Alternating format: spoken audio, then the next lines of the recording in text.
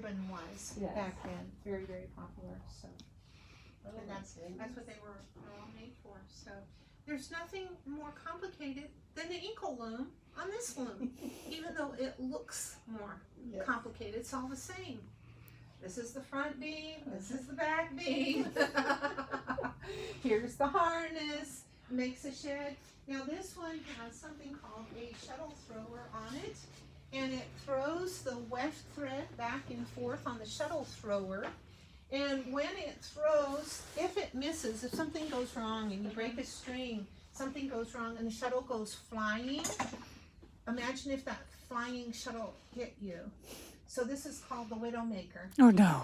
Oh my goodness. So when we get this one operating, the people will not be allowed back here. Right, yeah. Yeah, that's the Widowmaker, the shuttle thrower. Do you know who used to do most of our weaving when these were invented? The children.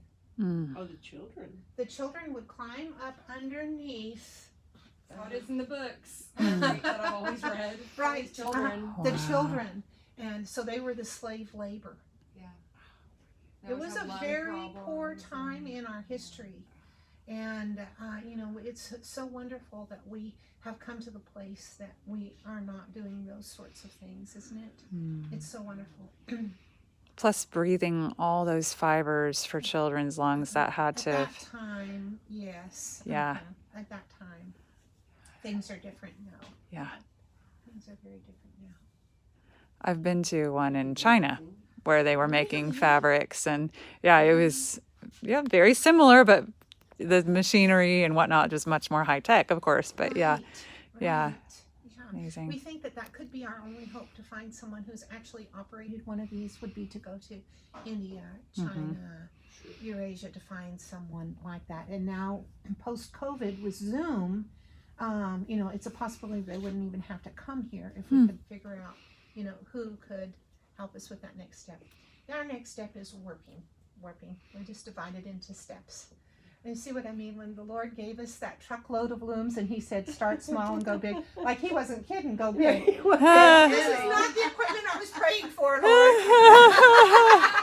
He said, okay, this is what you're getting. Yes, Lord. You seldom get what you But you get what you need, what you're supposed to have. God gives us what we can handle. Yeah. Right, yeah. So, Wow. so we do wool mills, starter flocks all over the world. And this, of course, we had to do a lot of Zoom training in order to maintain with the different people groups around the world during COVID. You know, we haven't been able to do so much travel. But if we go to start a wool mill in a third world country, wool mill will start, it'll fill 2 suitcases. It'll cost, used to be about $1,000. It's probably now up to about $1,500 in order to start that wool mill. And so it's very simple equipment, like a drum carder and a spinning wheel. We'll take a spinning wheel like this with us. With PVC pipe. With PVC pipe, because termites don't eat it. Wow. And it travels. It's very light to go in the suitcase.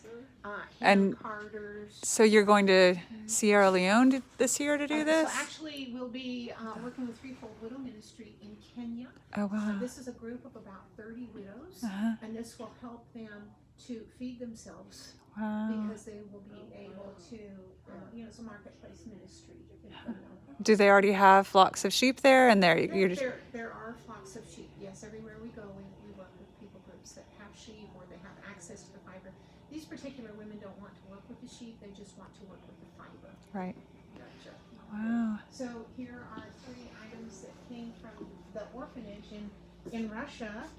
Pre all this challenge that we're having now, we work with Russian orphans, and we did a starter flock, and we did the wool mill, and they sent us their first finished products as a thank you. And these are from the sheep that they sheared the first time they sheared it. They have no electricity. Most of the places we go have no electricity, so they washed the fiber over an open fire.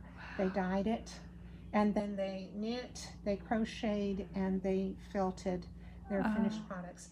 And so in Russia, the orphans are in a caste system. They're the lowest of the lows. They never learn a trade. Oh. When they hit 18, they're kicked out on the street. They have no trade. They don't know how to work. And so this keeps those kids off the street and keeps them doing honest labor.